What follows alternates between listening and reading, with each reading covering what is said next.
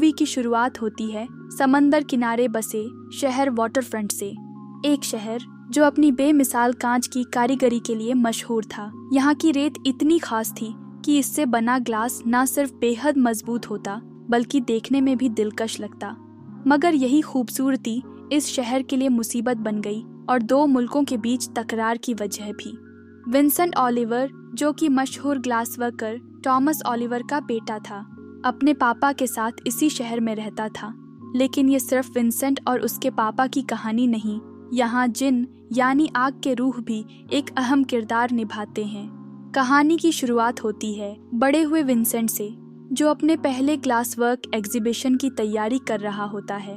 तभी वो पुराने स्टोर रूम में जाता है और वहाँ जिन की हल्की सी चमक उसे एक पुराने बक्से की तरफ खींचती है।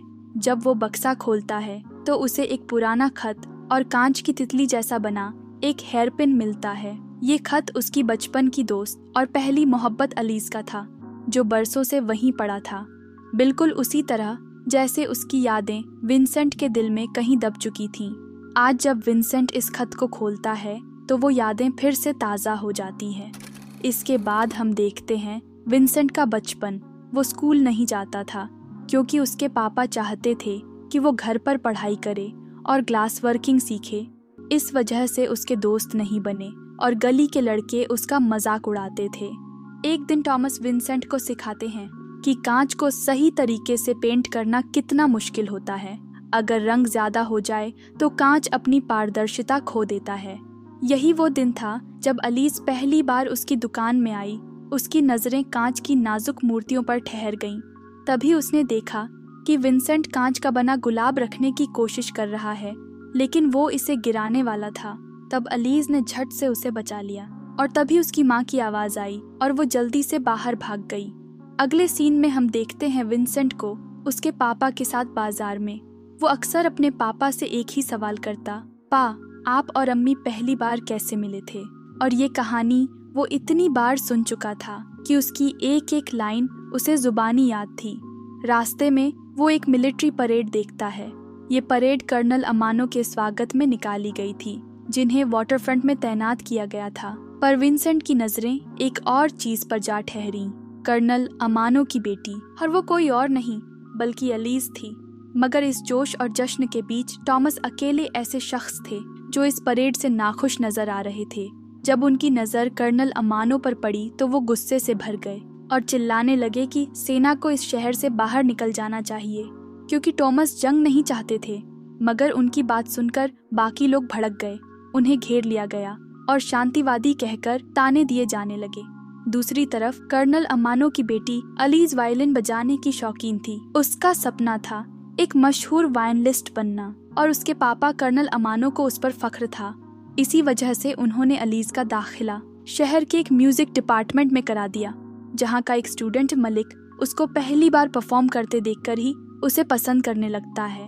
कुछ समय बाद विंसेंट और अलीज इत्तेफाक से समंदर किनारे मिलते हैं। तभी वो एक अजीब आवाज सुनते हैं तो विंसेंट उसे जिन के बारे में बताता है और कहता है कि इस गुफा में भी एक जिन रहता है। फिर वो आगे बताता है कि यहाँ की रेत दुनिया की सबसे बेहतरीन रेत मानी जाती है और इसी रेत से शीशा बनाया जाता है। अलीज को इस बात पर यकीन नहीं होता कि शीशा वाकई रेत से बनता है। वो जिद करने लगती है कि विंसेंट उसे ग्लास बनाने की कला दिखाए। आखिरकार एक दिन विंसेंट ने पहली बार उसके लिए एक कांच का फूल बनाया, मगर तभी टॉमस ने ये देख लिया। उसने फौरन अलीज को दुकान से बाहर निकाल दिया, क्योंकि उसे डर था कि ग्लास वर्क खतरनाक हो सकता है और अगर एलिस को चोट लग गई तो कर्नल अमानो उन्हें जेल भी भिजवा सकते हैं। लेकिन अगले ही दिन विंसेंट अलीज के स्कूल के पास आया और उसे वो कांच का फूल दिया और उसने घबराते हुए कहा, एक दिन मैं तुम्हारे लिए इससे भी ज्यादा खास चीज बनाऊंगा। इतना कहकर वो वहां से भाग गया। भले ही टॉमस के खौफ को विंसेंट और एलिस की दोस्ती रास नहीं आई, पर इसके बावजूद भी उनका रिश्ता और गहरा होते जा रहा था। वक्त बीतने के साथ विंसेंट ग्लास बनाने में माहिर होता जा रहा था, जबकि अलीज वायलिन की दुनिया में खोती जा रही थी। आर्ट और म्यूजिक के लिए उनका प्यार उन्हें एक दूसरे के और करीब लाने लगा। मगर दूसरी तरफ मलिक का प्यार भी एलिस के लिए बढ़ता जा रहा था। वो धीरे धीरे विंसेंट से जलने लगा। फिर एक दिन जंग छिड़ गई और खूबसूरत वाटरफ्रंट जंग के मैदान में तब्दील हो गया। सेना ने जवान लड़कों को जबरदस्ती भर्ती करना शुरू कर दिया। वहीं टॉमस, जो हमेशा से जंग के खिलाफ थे, अब शहर वालों की नफरत का निशाना बन गए। मलिक, जो अब तक विंसेंट से चिढ़ता था, आखिरकार सेना में भर्ती हो गया और विंसेंट को बुज़दिल का बेटा कहकर उसका इंसल्ट करने लगा। फिर एक रात अचानक कर्नल अमानो टॉमस के घर आ धमकता है। उसके साथ सैनिकों का एक दस्ता था जिन्होंने टॉमस को चारों तरफ से घेर लिया। तुम्हें हमारी बात माननी ही होगी, कर्नल अमानो ने सख्त लहजे में कहा। फिर उसने टॉमस को एक क्विक सिल्वर रेक्टिफायर दिखाया, कांच से बनी एक खास डिवाइस जिससे सेना के एयरशिप चलते थे। मगर ये डिवाइस जल्दी टूट जाते हैं, इसलिए कर्नल चाहता है कि टॉमस इसके लिए बेहद मजबूत और खास कांच बनाए। पर टॉमस ने साफ इनकार कर दिया क्योंकि वो जंग के खिलाफ होता है। लेकिन सैनिकों ने उसे धमकी दी, अगर उसने मना किया तो उसे जबरदस्ती जंग के मैदान में भेज दिया जाएगा। और आखिरकार मजबूर होकर टॉमस को इस जंग का हिस्सा बनना पड़ा। कुछ दिनों बाद कर्नल अमानो ओलिवर की दुकान पर आकर बताता है कि टॉमस के बनाए रेक्टिफायर्स को उनके इंजीनियर्स ने अप्रूव कर दिया है। इस खुशी में कर्नल विंसेंट के बनाए एक कांच के मुजस्सिमा को खरीदकर अपने घर ले जाता है। फिर एक दिन कर्नल अमानो सभी जवान लड़कों को सेना में इकट्ठा कर जंग के लिए रवाना होता है, जिसमें मलिक भी शामिल था। जाते वक्त मलिक अलीज से कहता है, मैं ये सब तुम्हारे लिए कर रहा हूँ और एक दिन मैं तुम्हें जरूर जीत लूंगा। फिर वो बाकी सैनिकों के साथ जंग के लिए रवाना हो जाता है। अपने पापा के जाने से उस रात अलीज बेहद उदास थी। वो ओलिवर शॉप चली गई, जहाँ टॉमस पहली बार अलीज से चाय के लिए पूछते हुए उनके प्यार भरी दोस्ती को मंजूरी देते हैं। जिसके बाद विंसेंट और अलीज एक साथ काफी वक्त गुजारने लगते हैं। फिर एक दिन जब वो शहर में घूम रहे थे, तभी अचानक दुश्मनों ने बमबारी कर दी। वो दोनों किसी तरह बचकर एक जगह छुप गए। वहाँ बातों बातों में अलीज ने मलिक का जिक्र किया, जिससे विंसेंट को लगा कि शायद अलीज भी उसे छोड़कर मलिक के पास चली जाएगी, और गुस्से में उसने अलीज के म्यूजिक का मजाक उड़ा दिया, जिस पर अलीज भी भड़क गई और उसने भी विंसेंट पर इल्जाम लगाया कि वो बुज़दिल है क्योंकि उसने मलिक की तरह देश की सेवा नहीं की।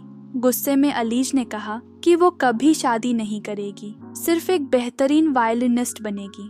फिर उसने वो कांच का फूल वापस कर दिया जो विंसेंट ने उसे तोहफे में दिया था। इस झगड़े से उनके रिश्ते में एक दरार आई। इसके बाद विंसेंट अलीज को उसके घर छोड़ने जाता है, जहां उन्हें पता चलता है कि कर्नल जंग में लापता हो गए हैं और शायद मारे जा चुके हैं। ये सुनकर अलीज पूरी तरह टूट गई। उसने अपने गम को म्यूजिक में डाल दिया और अपनी खुद की एक धुन तैयार की। कुछ समय बाद उसे कॉलेज फेस्टिवल में एक बड़े परफॉर्मेंस का मौका मिला। उस रात उसे विंसेंट के जरिए की गई इंसल्ट याद आई और उसने विंसेंट को भी न्योता भेजा। विंसेंट ने भी अपने वादे के मुताबिक अलीज के लिए कुछ खास बनाया, एक कांच की तितली जैसा हेयरपिन जिसमें उसकी मरी माँ के जेवर के टुकड़े भी जोड़े गए थे। मगर जब वो परफॉर्मेंस देखने पहुंचा तो कुछ स्टूडेंट्स ने उसे रोक लिया और उसका इनविटेशन भी पानी में फेंक दिया, जिसके बिना वो अंदर नहीं जा सकता था। फिर भी विंसेंट किसी तरह छत पर चढ़कर परफॉर्मेंस देखने लगा।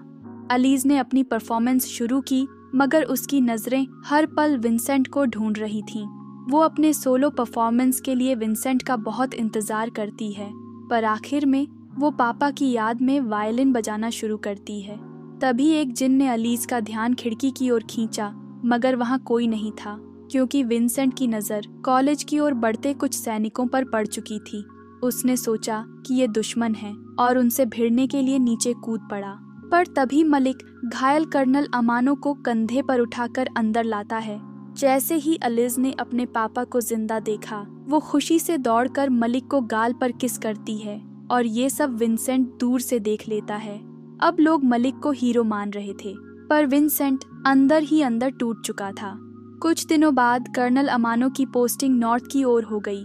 उन्होंने अपने परिवार समेत मलिक को भी वहां शिफ्ट करने का आदेश दिया। अब तक हालात विंसेंट और एलिस को अलग कर चुकी थी, मगर इसके बावजूद भी अगले दिन विंसेंट एलिस के स्कूल उसके लिए वो हेयरपिन लेकर पहुंचता है, जहां उसे पता चला कि एलिस जल्द ही इस शहर को छोड़कर जाने वाली है। तब वो दौड़कर एलिस से मिलने उसके घर जाता है, लेकिन वहां एलिस की माँ और गार्ड्स ने उसे बाहर निकाल दिया और एलिस को इस बारे में कुछ भी नहीं पता चला। विंसेंट को लगा कि एलिस ने उसे बुज़दिल समझकर छोड़ दिया और मलिक को अपना हमसफर चुन लिया है। ये गलतफहमियां और अंदर छुपा गुस्सा उसे बदला लेने पर मजबूर कर देते हैं। धीरे धीरे वो नफरत से भरने लगता है। वो उस हेयरपिन को समंदर में फेंकने जाता है, मगर तभी जिन उसे रोक लेता है। उस रात गुस्से से भरा विंसेंट सेना के लिए बनाए जा रहे ग्लास में छेड़छाड़ करने का फैसला करता है। वो चुपके से रेक्टिफायर्स में गड़बड़ी कर देता है ताकि सेना के जहाज काम करना बंद कर दें। दूसरी ओर जाने से पहले एलिस आखिरी बार विंसेंट से मिलने आती है, मगर वो शॉप पर नहीं होता तो वो विंसेंट के लिए एक खत छोड़ जाती है और टॉमस को अलविदा कहकर चली जाती है। ये वही खत था जो मूवी की शुरुआत में विंसेंट पढ़ रहा था। अगले सीन में रात के अंधेरे में टॉमस सेना के लिए रेक्टिफायर सप्लाई कर रहे होते हैं। तभी विंसेंट उन्हें बताता है कि उसने रेक्टिफायर्स में गड़बड़ी कर दी है, जिससे जहाज तबाह हो सकते हैं। टॉमस हैरान रह जाते हैं। वो तुरंत सारे रेक्टिफायर्स को वापस ऊपर लाने लगते हैं, जिससे ऑलरेडी उसके हाथ खून से लथपथ हो जाते हैं। तभी अचानक बमबारी शुरू हो जाती है। विंसेंट को अपनी गलती का एहसास होता है। वो तेजी से सारे बॉक्स पहाड़ी से नीचे फेंकने लगता है, मगर टॉमस की रस्सी उन्हीं बॉक्स में फंसी होती है जो विंसेंट देख नहीं पाता, और बॉक्स के गिरते ही टॉमस का हाथ कटकर अलग हो जाता है और वो हमेशा के लिए हाथ से अपाहिज हो जाते हैं। फिर सीन वापस प्रेजेंट टाइम में शिफ्ट होता है। सालों बाद विंसेंट अपने पुराने खत को पढ़ रहा होता है, जिसमें एलिस ने लिखा था कि वो उससे प्यार करती थी और उसका इंतजार करेगी, वही जगह जहां से फिल्म की शुरुआत हुई थी। अब विंसेंट अपनी ग्लास वर्किंग के लिए मशहूर हो चुका है। लोग उसकी ग्लास वर्क एग्जीबिशन देखने दूर दूर से आने लगे हैं, पर अंदर ही अंदर वो अब भी एलिस की यादों से बंधा हुआ है। आज 26 अक्टूबर है, उसकी पहली ग्लास एग्जीबिशन का दिन। एग्जीबिशन के दौरान उसकी नज़र एक नीली लौ यानी जिन पर पड़ती है। शाम ढलने के बाद विंसेंट अपनी वर्कशॉप में एलिस का खत जलाने की कोशिश करता है, मगर जिन उस खत को राख में बदलने के बजाय एलिस की झलक बना देता है। एलिस अपना हाथ आगे बढ़ाती है और विंसेंट उसे वो कांच का फूल देता है। फिर सीन समंदर किनारे शिफ्ट होता है, जहां विंसेंट और एलिस दोबारा मिलते हैं और उनके हाथ एक नीली लौ के जरिए आपस में जुड़ जाते हैं। विंसेंट और एलिस की मोहब्बत भी कांच जैसी थी, खूबसूरत लेकिन नाजुक, और इस तरह एक अधूरी कहानी का खूबसूरत अंत होता है।